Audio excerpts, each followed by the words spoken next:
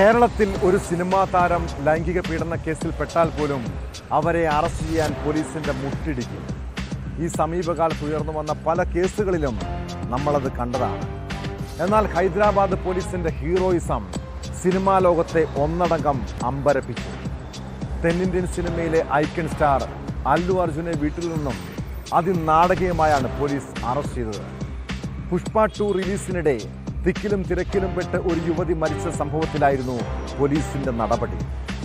ഹൈക്കോടതിയിൽ നിന്ന് ഇടക്കാല ജാമ്യം ലഭിച്ചെങ്കിലും ആരാധകരുടെ പ്രതിഷേധം ആളിക്കത്തുകയാണ്. നടൻ തിയേറ്ററിൽ പോയതുകൊണ്ട് മാത്രമാണോ അപകടമുണ്ടായത്? അതിൽ പോലീസിനും വീഴ്ച ഉണ്ടായോ? വിശദമായി പരിശോധിക്കുകയാണ് പോലീസ് പട്രോൾ. സ്വാഗതം.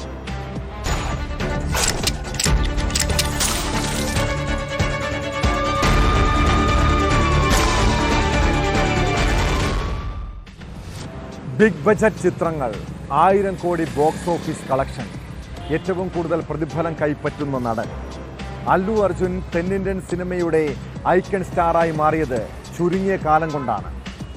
കുസൃതിയും നിഷ്കളങ്കതയും ഒക്കെ നിറഞ്ഞ കഥാപാത്രങ്ങളാണ് അയാളെ പ്രേക്ഷക മനസ്സിൽ ഇടം നേടിക്കൊടുത്തത്. പുഷ്പ 2 ഇറങ്ങിയതോടെ അല്ലു അർജുൻ മാസായി. എന്നാൽ ആ സൂപ്പർ താരത്തെ വില്ലനാക്കാനുള്ള ശ്രമങ്ങളാണ് ഹൈദരാബാദ് പോലീസിന്റെ ഭാഗത്തു നിന്നുണ്ടായത്. പുഷ്പ 2വിന്റെ റിലീസിങ്ങിനിടെ തിക്കിലും തിരക്കിലും പെട്ട് ഒരു യുവതി മരിച്ച സംഭവത്തിൽ കേസും ഒടുവിൽ അറസ്റ്റും. ഇതോടെ അല്ലു അർജുൻ ജയിലിലേക്കെന്ന വാർത്തകളും പരന്നു. പിന്നീട് പിരിമുറുക്കത്തിന്റെ മണിക്കൂറുകൾ. ഒടുവിൽ ഹൈക്കോടതി ഇടക്കാല ജാമ്യം അനുവദിച്ചതോടെ കേസിന് ഇടവേള.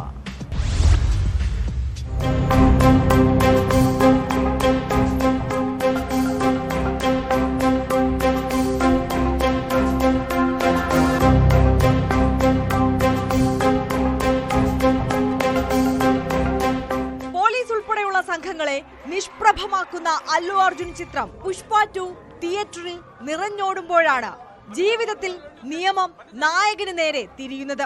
താരത്തെ ഹൈദരാബാദ് നാമ്പള്ളി മജിസ്ട്രേറ്റ് കോടതി 14 ദിവസത്തേക്ക് ജുഡീഷ്യൽ കസ്റ്റഡിയിൽ റിമാൻഡ് ചെയ്തതിന് പിന്നാലെ ഹൈക്കോടതി ജാമ്യ ഹർജി തള്ളിയാൽ ചഞ്ചൽഗുഡിയിലെ ജയിലിലേക്ക് അല്ലു അർജുനെ മാറ്റാനായി പോലീസ് തയ്യാറെടുപ്പുകൾ നടത്തിയിരുന്നു. പുഷ്പ 2വിന്റെ പ്രീമിയർ ദിവസം അപ്രതീക്ഷിതമായി അല്ലുവും സംഘവും തിയേറ്ററിലെത്തിയത് വലിയ ക്രമസമാധാന പ്രശ്നം ഉണ്ടാക്കിയെന്നും അതാണ് അപകട കാരണമെന്നുമായിരുന്നു അല്ലുവിന് ജാമ്യം നൽകരുതെന്നാവശ്യപ്പെട്ട് സർക്കാർ അഭിഭാഷകൻ വാദിച്ചത്. അല്ലു അർജുൻ അടക്കമുള്ള താരങ്ങളോട് തിയേറ്റർ സന്ദർശിക്കരുതെന്ന് ആവശ്യപ്പെട്ടിരുന്നുവെന്നും ഇതിന്റെ രേഖകൾ ഉടൻ ഹാജരാക്കാമെന്നും പ്രോസിക്യൂഷൻ ഹൈക്കോടതിയെ അറിയിച്ചു. അതേസമയം ബോധപൂർവം ആരെയും ഉപദ്രവിക്കാൻ അല്ലു ഉദ്ദേശിച്ചില്ലെന്നും തിക്കും തിരക്കും നിയന്ത്രിക്കേണ്ടിയിരുന്നത് പോലീസാണെന്നുമായിരുന്നു അല്ലു അർജുന്റെ അഭിഭാഷകരുടെ വാദം. അന്വേഷണവുമായി സഹകരിക്കാൻ തയ്യാറാണെന്നും നടന്റെ അഭിഭാഷകൻ കോടതിയെ അറിയിച്ചു. തുടർന്നാണ് കോടതി ജാമ്യം അനുവദിച്ചത്.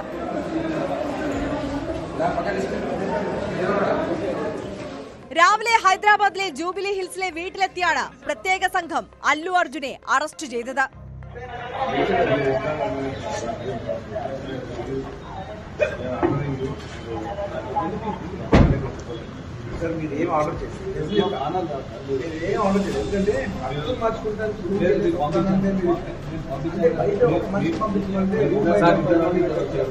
പുഷ്പ 2 റിലീസായി ഒരാഴ്ച പിന്നിടുമ്പോഴാണ് നായകന്റെ അറസ്റ്റ്. ഡിസംബർ 4 പ്രീമിയർ ഷോയ്ക്ക് അല്ലു അർജുൻ എത്തിയപ്പോൾ ഹൈദരാബാദ് സന്ധ്യ തിയേറ്ററിലെ തിക്കിലും തിരക്കിലും പെട്ട് രേവതി എന്ന സ്ത്രീ മരിച്ചിരുന്നു. സംഭവത്തിൽ അല്ലു അർജുൻ, അദ്ദേഹത്തിന്റെ സുരക്ഷാ ടീം, തിയേറ്റർ മാനേജർ എന്നിവരെ പ്രതി ചേർത്താണ് പോലീസ് കേസെടുത്തത്.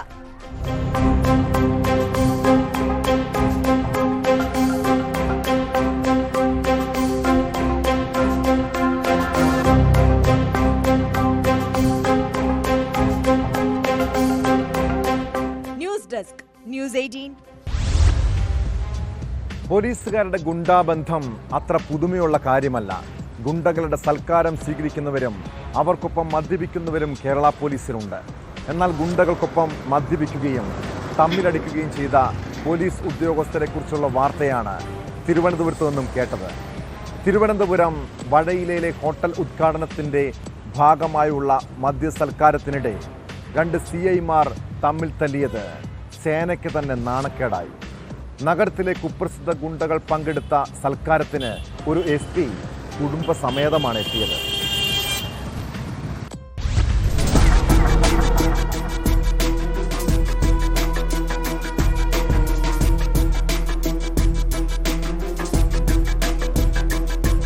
ഈ മാസം 4-നാണ് പോലീസിനെ നാണക്കേടിലാക്കിയ സംഭവം ഉണ്ടായത്.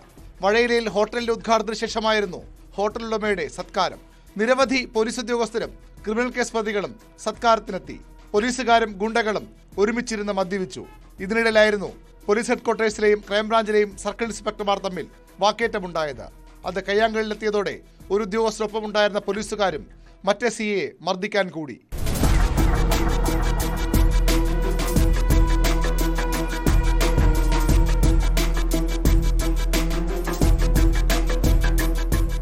ഗൂണ്ടകളുടെ സാന്നിധ്യത്തിലായിരുന്നു പോലീസുകാരുടെ നാണംകെട്ട തമ്മിലടി. ഇതേ സമയത്ത് തന്നെ SP റാങ്കിലുള്ള ഒരു ഉദ്യോഗസ്ഥരും ഇതേ ഹോട്ടലിലുണ്ടായിരുന്നു. പോലീസ് സേനയ്ക്കാകെ നാണക്കേടുണ്ടാക്കിയ സംഭവത്തിൽ സ്പെഷ്യൽ ബ്രാഞ്ച് അന്വേഷണം ആരംഭിച്ചതായാണ് സൂചന. ഗൂണ്ടകളുമായുള്ള അവിശുദ്ധ ബന്ധത്തിന്റെ പേരിൽ നേരത്തെയും തലസ്ഥാനത്തെ പോലീസ് ഉദ്യോഗസ്ഥർ നടപടി നേരിട്ടിട്ടുണ്ട്.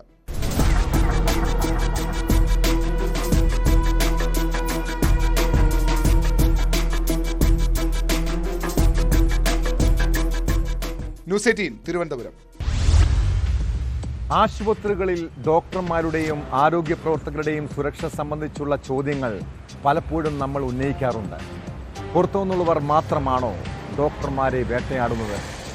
കൊല്ലം പാരിപ്പള്ളി മെഡിക്കൽ കോളേജിൽ വെള്ളക്കോട്ടണിഞ്ഞ് വില്ലന്റെ വേഷത്തിലെത്തിയ ഒരു ഡോക്ടറെ കുറിച്ച് അങ്ങേയറ്റം ലജ്ജയോടെയാണ് പറയേണ്ടി വരുന്നത്. യുവ വനിതാ ഡോക്ടറെ സഹപ്രവർത്തകൻ മദ്യം നൽകി പീഡിപ്പിക്കാൻ ശ്രമിച്ച സംഭവം പുറത്തു വന്നിട്ട് 3 ആഴ്ചകൾ പിന്നിടുന്നു. സംഭവത്തിന് ശേഷം ഒളിവിൽ പോയ ഡോക്ടർ സെർബിൻ മുഹമ്മദ് മുൻകൂർ ജാമ്യം തേടി കോടതിയെ സമീപിച്ചിരുന്നു. കേസിൽ കൊല്ലം ജില്ലാ പ്രിൻസിപ്പൽ സെഷൻസ് കോടതി പ്രതിയുടെ ജാമ്യാപേക്ഷ തള്ളിയിരിക്കുന്നു. പ്രതിക്കായി അന്വേഷണം ഊർജിതമെന്നാണ് പോലീസ് പറയുന്നത്.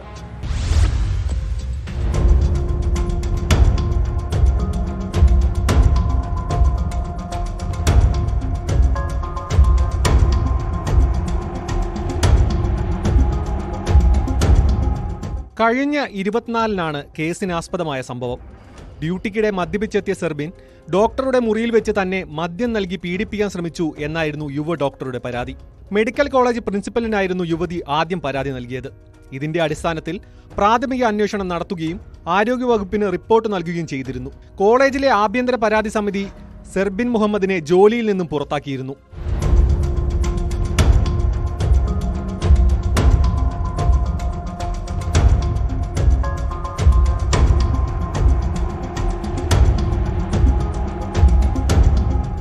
ഇതിനിടയിൽ സെർബിൻ മുഹമ്മദ് കൊല്ലം പ്രിൻസിപ്പൽ സെക്ഷൻ കോടതിയിൽ ജാമ്യഹർജി സമർപ്പിച്ചുവെങ്കിലും കോടതി നിഷേധിക്കുകയായിരുന്നു. പ്രിൻസിപ്പൽ ജില്ലാ സെക്ഷൻ കോടതി ജഡ്ജി P. മായാദേവിയാണ് മുൻകൂർ ജാമ്യാപേക്ഷ തള്ളിയത്. കഴിഞ്ഞ ദിവസമാണ് സെർബിന്റെ മുൻകൂർ ജാമ്യാപേക്ഷ കോടതി നിരസിച്ചത്. സംഭവം നടന്ന് 2 ആഴ്ച കഴിഞ്ഞിട്ടും പ്രതിയെ പിടികൂടാൻ പോലീസിന് കഴിഞ്ഞിട്ടില്ല. അതേസമയം സെർബിനെ കണ്ടെത്തുന്നതിനായുള്ള അന്വേഷണം ഊർജിതമാക്കിയതായി പോലീസ് അറിയിച്ചു.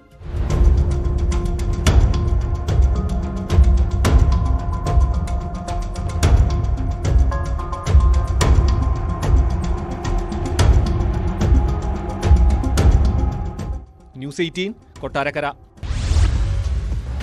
സ്വന്തം മകൾ ലൈംഗിക ചൂഷണത്തിന് ഇരയായതറിഞ്ഞാൽ ഏതൊരു മാതാപിതാക്കളും മാനസികമായി തകർന്നു പോകും.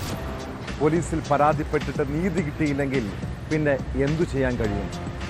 ആന്ധ്രയിൽ 12 വയസ്സുള്ള മകളെ ലൈംഗികമായി പീഡിപ്പിച്ച ആളോട് ഒരു പിതാവ് ചെയ്ത കാര്യമറിഞ്ഞാൽ ആരും അയാളെ കുറ്റപ്പെടുത്തില്ല. പെൺകുട്ടിയെ പീഡിപ്പിച്ച കേസിൽ ബന്ധുവിനെതിരെ കുടുംബം പരാതി നൽകിയിട്ടും പോലീസ് പ്രതിയെ സംരക്ഷിക്കുകയാണ് ചെയ്തത്. ഇതോടെ മകളുടെ ജീവിതം തകർത്തയാളോട് പ്രതികാരം ചെയ്യാൻ പിതാവ് ഗൾഫിൽ നിന്നും പറന്നെത്തി. പ്രതിയെ കൊലപ്പെടുത്തിയ ശേഷം അന്ന് വൈകിട്ട് തന്നെ വിദേശത്തേക്ക് മടങ്ങുകയും ചെയ്തു. പിന്നീട് കുറ്റം ഏറ്റുപറഞ്ഞ് ഇയാൾ പോസ്റ്റ് ചെയ്ത സെൽഫി വീഡിയോ വഴിയാണ് കൊലപാതക വിവരം പുറം ലോകം അറിഞ്ഞത്.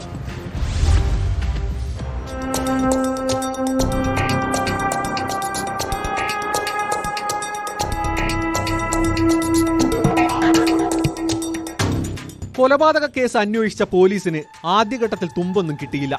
എന്നാൽ കൊലപാതകം നടത്തിയെന്ന് കരുതുന്നയാൾ സ്വന്തം യൂട്യൂബ് ചാനലിലൂടെ ഇക്കാര്യം ഏറ്റുപറഞ്ഞതോടെയാണ് വിവരം പുറത്തറിയുന്നത്. 15 വർഷമായി കുവൈത്തിൽ ജോലി ചെയ്യുന്ന ആന്ധ്രാപ്രദേശ് സ്വദേശിയാണ് കൊലപാതകം നടത്തിയത്. കൊലപാതകം നടത്തിയ വ്യക്തിയും ഭാര്യയും മകളും കുവൈത്തിലാണ് ജീവിച്ചിരുന്നത്. എന്നാൽ പിന്നീട് അയാൾ മകളെ നാട്ടിലുള്ള ഭാര്യയുടെ മാതാപിതാക്കളുടെ അടുത്താക്കുകയും മകളുടെ ചെലവുകൾക്കുള്ള പണം ബന്ധുക്കൾക്ക് അയച്ചു കൊടുക്കുകയും ചെയ്തു. എന്നാൽ പിന്നീട് ഭാര്യാമാതാവിനെയും അദ്ദേഹം വിദേശത്തേക്ക് കൊണ്ടുപോയി. ഭാര്യയുടെ കുടുംബത്തിന്റെ സാമ്പത്തിക നില മോശമായതിനെ തുടർന്നായിരുന്നു ഇത്. ഇതോടെ 12കാരിയുടെ സംരക്ഷണ ചുമതല ഭാര്യയുടെ ഇളയ സഹോദരിയെ ഏൽപ്പിച്ചു.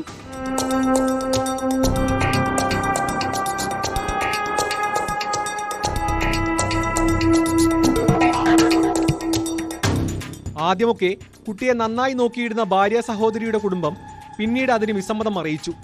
ഇതോടെ ഭാര്യാമാതാവ് നാട്ടിലേക്ക് തിരിച്ചെത്തി. ഇതോടെയാണ് ഇവരുടെ ബന്ധു കുട്ടിയെ ലൈംഗികമായി പീഡിപ്പിക്കുന്നതായി മുത്തച്ഛി തിരിച്ചറിയുന്നത്. ഇതോടെ കുടുംബം പോലീസിൽ പരാതി നൽകി. എന്നാൽ പോലീസിന്റെ ഭാഗത്തു നിന്ന് കാര്യമായ നീക്കങ്ങളുണ്ടായില്ല. പോലീസ് അക്രമിയെ താക്കീത് ചെയ്ത് വിട്ടയച്ചുവെന്നും പരാതിക്കാരെ ശകാരിച്ച് മടക്കി അയച്ചുവെന്നുമാണ് വിവരം. ഇതോടെയാണ് മകളോട് അതിക്രമം കാട്ടിയവരോട് പ്രതികാരം ചെയ്യാൻ പിതാവ് തീരുമാനിക്കുന്നത്. കുവൈത്തിൽ നിന്നെത്തിയ പിതാവ് ആന്ധ്രയിലെത്തുകയും ഇരുമ്പ് ദണ്ടുകൊണ്ട് മർദ്ദിച്ച് ആരോപണ വിധേയനായ ബന്ധുവിനെ കൊലപ്പെടുത്തുകയും ചെയ്തു. കൊലയ്ക്ക് ശേഷം അന്ന് തന്നെ വിദേശത്തേക്ക് മടങ്ങി. യൂട്യൂബ് ചാനലിലൂടെയുള്ള പ്രതിയുടെ വെളിപ്പെടുത്തലിന് പിന്നാലെ പോലീസ് അന്വേഷണം ഊർജിതമാക്കി. പ്രതിയെ വിദേശത്ത് നിന്ന് നാട്ടിലെത്തിക്കാനുള്ള നീക്കങ്ങളും പോലീസ് സജീവമാക്കി.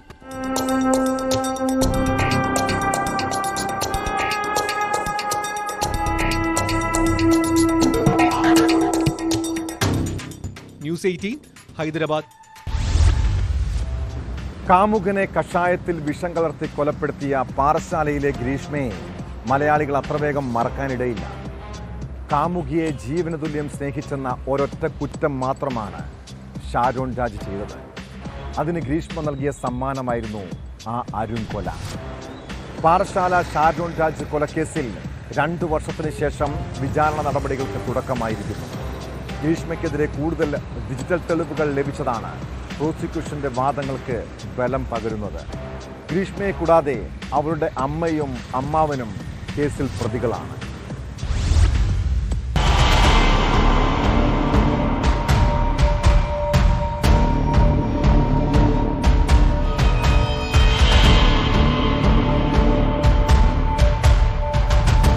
കഷായത്തിൽ കളനാശിനി ചേർത്ത് ഷാരോൺ രാജിനെ കുടിപ്പിക്കുന്നതിന് മുമ്പ് വിഷത്തിന്റെ പ്രവർത്തന രീതി 1-ാം പ്രതി വിക്കിപീഡിയയിലൂടെ പഠിച്ചതിന്റെ ശാസ്ത്രീയ തെളിവുകളാണ് പ്രോസിക്യൂഷൻ കോടതിയിൽ ഹാജരാക്കിയത്.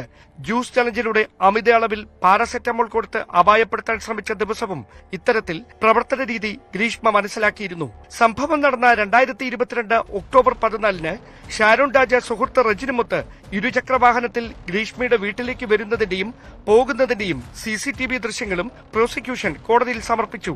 സംഭവ ദിവസം ഗ്രീഷ്മ ഷാരോൺ രാജിനെ വീട്ടിലേക്ക് ക്ഷണിക്കുന്നതും കളനാശിനി ചേർത്ത കഷായം കുടിപ്പിച്ച ശേഷം ഛർദ്ദിച്ചതോടെ ക്ഷമാപണം നടത്തുന്നതും മെഡിക്കൽ ഷോപ്പിൽ നിന്നും ഗുളിക വാങ്ങിക്കഴിച്ച് ഛർദിൽ മാറ്റാൻ പറയുന്നതും കഷായത്തിന് ശേഷം കൊടുത്ത ജ്യൂസിന്റെ കുഴപ്പമാണെന്ന് തെറ്റിദ്ധരിപ്പിക്കുന്നതുമായ ശബ്ദ സന്ദേശങ്ങളും കോടതിയിൽ കേൾപ്പിച്ചു.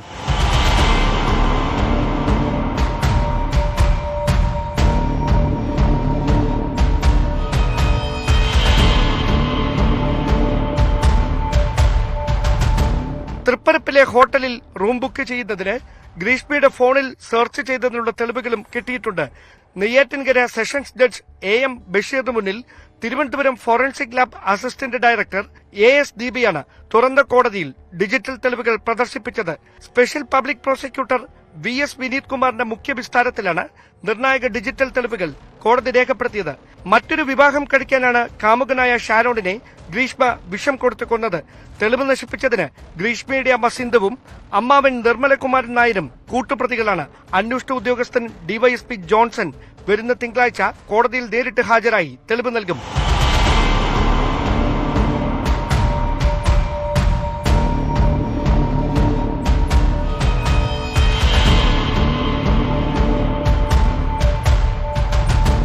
ന്യൂസ് 18 തിരുവനന്തപുരം. കേരളത്തിലേറെ കോളിളക്കമുണ്ടാക്കിയതാണ് തൊടുപുഴ ന്യൂമാൻ കോളേജിലെ അധ്യാപകനായിരുന്ന പ്രൊഫസർ TJ ജോസഫിന്റെ കൈവെട്ടിയ കേസ്. 2010 നടന്ന കേസിൽ 13 പേർക്ക് കോടതി ശിക്ഷ വിധിച്ചിരുന്നു. ഇതിൽ മുഖ്യ സൂത്രധാരനും 3-ാം പ്രതിയുമായ MK നാസറിന്റെ ശിക്ഷ ഹൈക്കോടതി മരവിപ്പിച്ചിരിക്കുന്നു. പിന്നാലെ പ്രതിക്ക് കോടതി ജാമ്യവും അനുവദിച്ചു. 9 വർഷം ജയിലിൽ കിടന്നെന്ന് പരിഗണിച്ച് കർശന ഉപാധികളോടെയാണ് ജാമ്യം നൽകിയത്.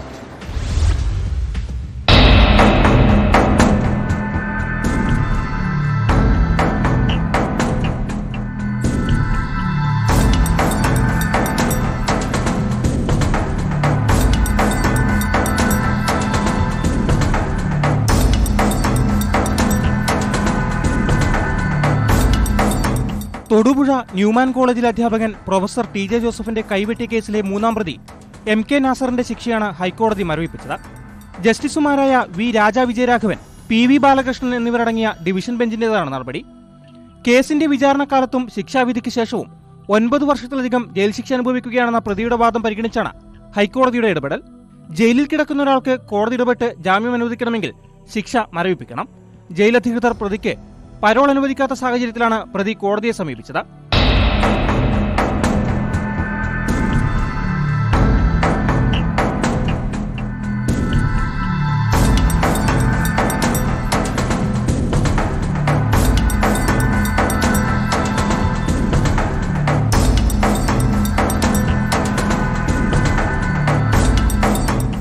കൈവെട്ട് കേസിൽ നാസറിന് NIA കോടതി ജീവപര്യന്തം ശിക്ഷയാണ് വിധിച്ചത്. പ്രതിക്ക് ജാമ്യം നൽകുന്നതിനെ NIA ശക്തമായി എതിർത്തെങ്കിലും ഹൈക്കോടതി അംഗീകരിച്ചില്ല. കേസിൽ NIAയുടെ അപ്പീൽ സമീപഭാവിയിൽ പരിഗണിക്കാനിടയില്ലെന്നും കോടതി നിരീക്ഷിച്ചു. ആ സാഹചര്യത്തിലാണ് ശിക്ഷ മരവിപ്പിച്ച് കോടതി നാസറിന് ജാമ്യം അനുവദിച്ചത്. 1 ലക്ഷം രൂപയുടെ 2 ആൾജാമ്യവും രാജ്യം വിട്ടുപോകരുത്, അന്വേഷണത്തെ സ്വാധീനിക്കരുത് തുടങ്ങിയ വ്യവസ്ഥകളോടെയാണ് നാസറിന് ഹൈക്കോടതി ജാമ്യം നൽകിയത്.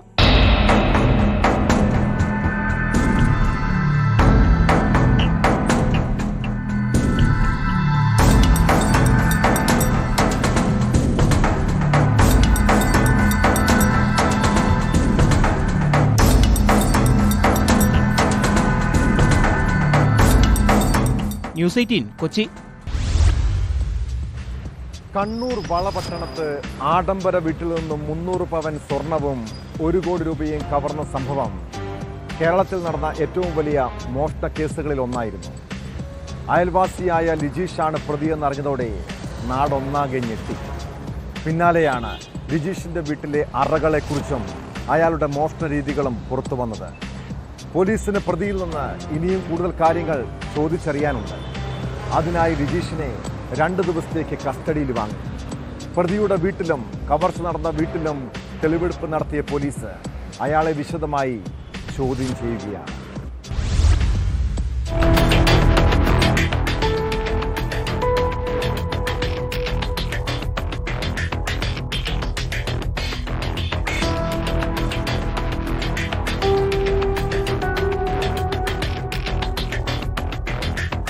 കവർച്ച നടന്ന വീട്ടിലും മോഷണം മുതൽ സൂക്ഷിച്ചു വെച്ച പ്രതിയുടെ വീട്ടിലുമാണ് തെളിവെടുപ്പ് നടത്തിയത്. അഷ്റഫിന്റെ വീട്ടിലെ മുറിക്കുള്ളിലും അടുക്കള ഭാഗത്തും പ്രതിയെ എത്തിച്ച് വിവരങ്ങൾ ശേഖരിച്ചു. അടുക്കള വശത്തെ ജനൽ ഗ്രിൽസ് തകർത്തായിരുന്നു പ്രതി വീടിനകത്ത് കയറിയത്. ഷെൽഫിൽ നിന്നും താക്കോൽ കൈക്കലാക്കിയാണ് ലോക്കറിൽ സൂക്ഷിച്ച സ്വർണവും പണവും കവർന്നത്.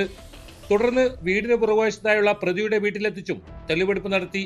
കിടപ്പുമുറിയിലെ കട്ടിലിനടിയിൽ പ്രത്യേകം അറയുണ്ടാക്കിയായിരുന്നു മോഷ്ടിച്ച പണവും സ്വർണവും സൂക്ഷിച്ചു വെച്ചിരുന്നത്. ഇവിടെ നിന്നും 1,20,000 രൂപയും 267 പവൻ സ്വർണ്ണാഭരണങ്ങളുമാണ് അന്വേഷണ സംഘം കണ്ടെടുത്തിരുന്നത്.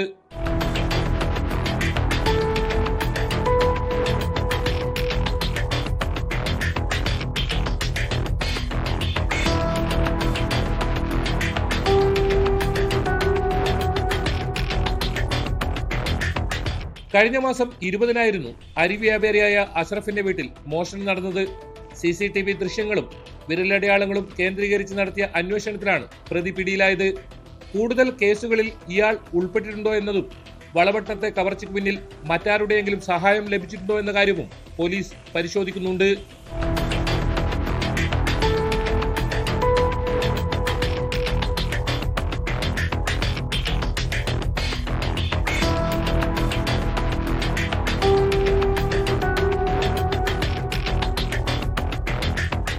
ന്യൂസ് 18 കണ്ണൂർ. പാലക്കാട് ഒറ്റപ്പാലം ത്രാങ്ങാലിയിലെ കവർച്ചാ കേസിൽ ലിസ്റ്റുകൾക്ക് അവസാനമില്ല. 1 ലക്ഷം രൂപയ്ക്കും ആഡംബര വാച്ചിനും പുറമെ സ്വർണം കൂടി നഷ്ടപ്പെട്ടുവെന്ന പരാതിയുമായി വീട്ടുകാർ വീണ്ടും രംഗത്തെത്തി. കവർച്ച പുറത്തറിഞ്ഞ ആദ്യ മണിക്കൂറുകളിൽ 63 പവൻ സ്വർണവും പണവും വാച്ചും കവർന്നെന്നും പിന്നീട് സ്വർണം അലമാരയിൽ സുരക്ഷിതമായി കണ്ടെത്തിയെന്നും അറിയിച്ചതിന് പിന്നാലെയാണ് പുതിയ പരാതി. സംഭവത്തിൽ പോലീസ് വിശദമായ അന്വേഷണം നടത്തുന്നുണ്ട്.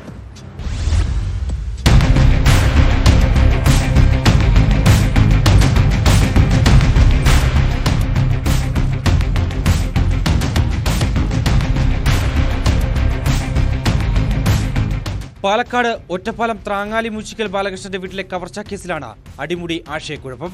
നവംബർ 29-നുണ്ടായ കവർച്ചയിൽ അലമാരയിൽ സൂക്ഷിച്ചിരുന്ന 63 പവൻ സ്വർണവും പണവും വിലപിടിപ്പുള്ള വാച്ചും പോയെന്നായിരുന്നു ആദ്യ പരാതി. ബാലകൃഷ്ണന്റെ ഭാര്യ ചെന്നൈയിലെ മകന്റെ വീട്ടിലായിരുന്നു. പോലീസ് വീട്ടമ്മയുമായി ഫോണിൽ സംസാരിച്ച ശേഷം അലമാരയിലെ രഹസ്യ അറ തുറന്നപ്പോൾ സ്വർണം സുരക്ഷിതമെന്നായിരുന്നു കണ്ടെത്തൽ. പിന്നെ 1 ലക്ഷം രൂപയും വാച്ചും കവർന്നെന്ന പരാതിയിൽ അന്വേഷണം മുന്നോട്ടു പോകുന്നതിനിടെയാണ് വീട്ടമ്മ ചെന്നൈയിൽ നിന്ന് നാട്ടിലെത്തി. തുടർന്ന് നടത്തിയ വിശദമായ പരിശോധനയ്ക്ക് ശേഷമാണ് 19 പവൻ സ്വർണം കാണാനില്ലെന്ന പരാതിയുമായി വീണ്ടും പോലീസിനെ സമീപിച്ചത്.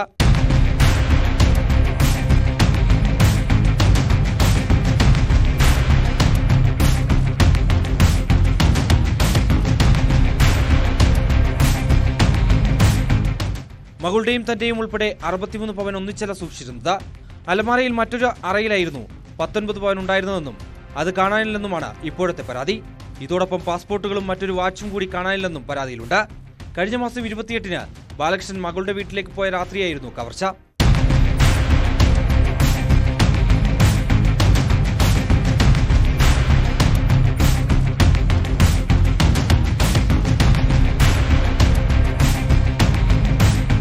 ന്യൂസ് 18 പാലക്കാട്. സ്ത്രീധന നിരോധന നിയമം ദുരുപയോഗം ചെയ്യുന്നത് മൂലം ഒട്ടേറെ യുവാക്കളുടെ ജീവിതം തകർന്നിട്ടുണ്ട്. ബംഗളൂരുവിൽ കഴിഞ്ഞ ദിവസം IT ജീവനക്കാരൻ ആത്മഹത്യ ചെയ്തത് വ്യാജ സ്ത്രീധന പീഡന ആരോപണത്തെ തുടർന്നായിരുന്നു. സംഭവത്തിന് പിന്നാലെ മരിച്ച അതുലിൻ്റെ ഭാര്യയെയും മാതാപിതാക്കളെയും പ്രതി ചേർത്തെങ്കിലും ഇവർ ഇപ്പോഴും ഒളിവിലാണ്. അതിനിടെ കേസിൽ പ്രതികളെ തേടി അന്വേഷണ സംഘം UPയിലെത്തി. IT ജീവനക്കാരൻ്റെ ഭാര്യ നികുതിയുടെ മറാത്തഹള്ളിയിലെ വീട് പൂട്ടിക്കിടക്കുന്നതിനാൽ പ്രതികളോട് ചോദ്യം ചെയ്യലിന് ഹാജരാകണമെന്നാവശ്യപ്പെട്ട് പോലീസ് നോട്ടീസ് പതിച്ചിട്ടുണ്ട്.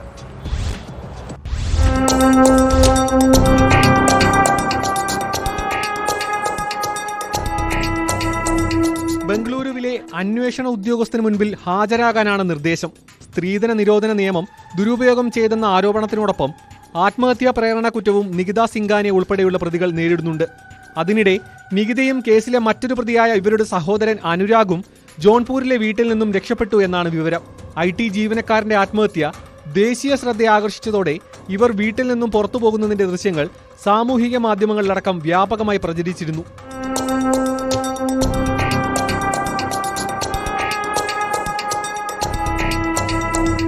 അതേസമയം ക്രമസമാധാന പ്രശ്നം ഒഴിവാക്കാൻ നികിതയുടെ വീടിന് ചുറ്റും കനത്ത സുരക്ഷയാണ് പോലീസ് ഏർപ്പെടുത്തിയിരിക്കുന്നത്. വ്യാജ സ്ത്രീധന പീഡന ആരോപണത്തിൽ അതുൽ സുഭാഷ് എന്ന 34-കാരനാണ് ബംഗളൂരുവിൽ തിങ്കളാഴ്ച ആത്മഹത്യ ചെയ്തത്. അതിനിടെ സംഭവത്തിന്റെ പശ്ചാത്തലത്തിൽ സ്ത്രീധന നിരോധന നിയമം ദുരുപയോഗം ചെയ്യുന്നതിനെതിരെ രൂക്ഷ വിമർശനമാണ് സുപ്രീം കോടതി കഴിഞ്ഞ ദിവസം ഉന്നയിച്ചത്.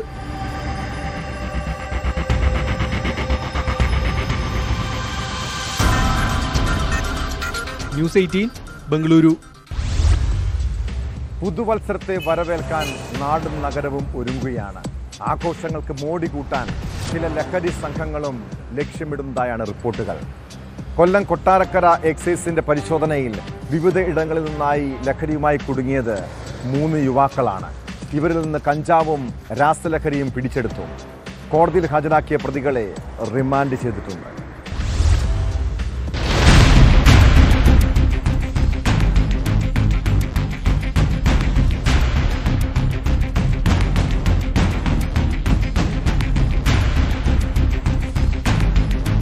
കൊട്ടാരക്കര തൃക്കണ്ണമംഗൽ പള്ളിക്ക് സമീപമാണ് എഴുകോൺ കാക്കക്കോട്ടൂർ സ്വദേശി രാഹുൽ രാജിനെ പിടികൂടിയത്. ഇയാളിൽ നിന്നും വിൽപ്പനയ്ക്കായി കൊണ്ടുപോയ 4.5 ഗ്രാം മെത്താഫെറ്റാമിനും കഞ്ചാവും പിടികൂടി. ഇയാൾ സഞ്ചരിച്ച പൾസർ 220 ബൈക്കും കസ്റ്റഡിയിലെടുത്തു.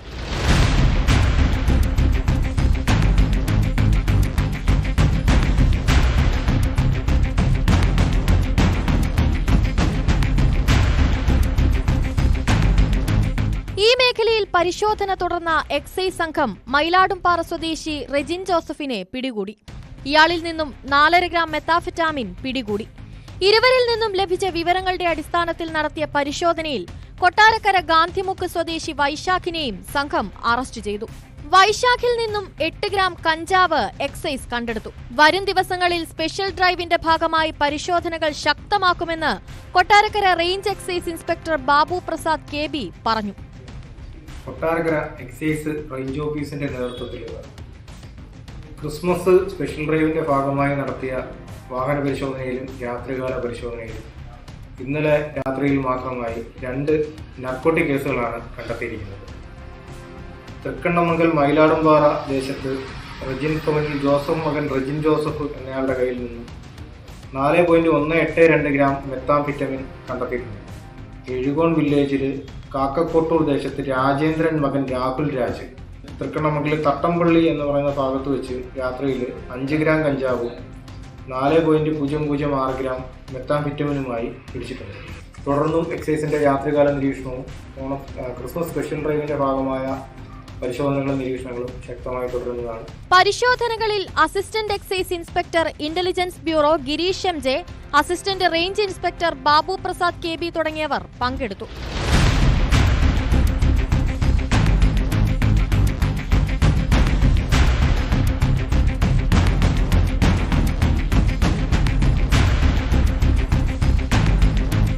ന്യൂസ് 18 കൊട്ടാരക്കര.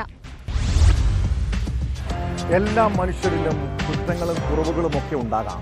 നമ്മുടെ ചുറ്റുപാടുമുള്ളവരിലെ പോരായ്മകളിലേക്ക് നോക്കുമ്പോൾ അവരുടെ മുഖം വികൃതമായിരിക്കും. എന്നാൽ അവരുടെ നന്മകളിലേക്കൊന്ന് നോക്കിക്കേ. നമ്മുടെ ജീവിത പങ്കാളി, സുഹൃത്തുക്കൾ, ബന്ധുക്കൾ എല്ലാവരിലും കുറേ നന്മകളുണ്ട്. പക്ഷേ അവരിൽ നിന്നുള്ള തിക്താനുഭവങ്ങളും മുറിവുകളുമാണ് പലരും ഓർമ്മയിൽ സൂക്ഷിക്കുക. ഇത് പകയും വിദ്വേഷവും വളർത്തുമെന്ന് മാത്രമല്ല, നമ്മുടെ മനസ്സിനെയും ശരീരത്തെയും കളങ്കപ്പെടുത്തുമെന്ന് തിരിച്ചറിയുക. മറ്റുള്ളവരുടെ നന്മകളെക്കുറിച്ച് ചിന്തിച്ചാൽ ബന്ധങ്ങൾ എത്ര ഊഷ്മളമായിരിക്കും, നമ്മുടെ ജീവിതം എത്ര സന്തോഷകരമായിരിക്കും. ഇതോടെ ഇന്നത്തെ പോലീസ് പട്രോൾ പൂർണ്ണമാകുന്നു. നമസ്കാരം.